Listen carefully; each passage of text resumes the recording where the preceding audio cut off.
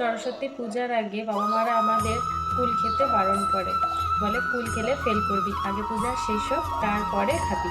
কিন্তু তারা কেন এই কথা বলে সেই কথাই আজকে আমি তোমাদের সাথে বলবো। শাস্ত্রে বলা হয়েছে যে সরস্বতী পূজার আগে এই ফলটি খেতে নেই। বসন্ত শুক্ল পঞ্চমী পরে সর্বপ্রথম এই কুলকে প্রসাদ হিসাবে খাওয়ার বিধান রয়েছে। কেন পূজার আগের দিন পর্যন্ত এই ফল খেতে হয় না জানেন? এর সাথে রয়েছে একটা পৌরাণিক কাহিনী।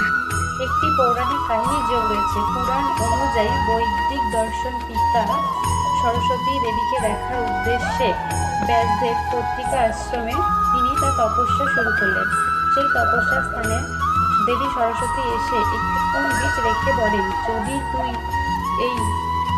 এই বীজটি মাটিতে আরোপ করিস, গাছ বড় হয়ে ফুল হবে এবং ফুল থেকে যেদিনকে কুল হবে এবং কুল পেকে তোর মাথার উপরে পড়বে সেদিনকেই আমি সন্তুষ্ট হব। তো যথারীতি মতো কয়েক বছর পর গাছটি বড় হয়ে ফুল হলো এবং ফুলটা পেকে যখন ব্যাসদেবের মাথার উপরে পড়লো তখন ব্যাসদেব বুঝতে পারলো যে দেবী সরস্বতী তার উপরে তুষ্ট। তখন সে সেই ফলটি প্রথম দেবী সরস্বতীর উদ্দেশ্যে নিবেদন করলো এবং তারপরে সেদিনকেই ছিল বসন্ত পঞ্চমী শুক্ল পঞ্চমী।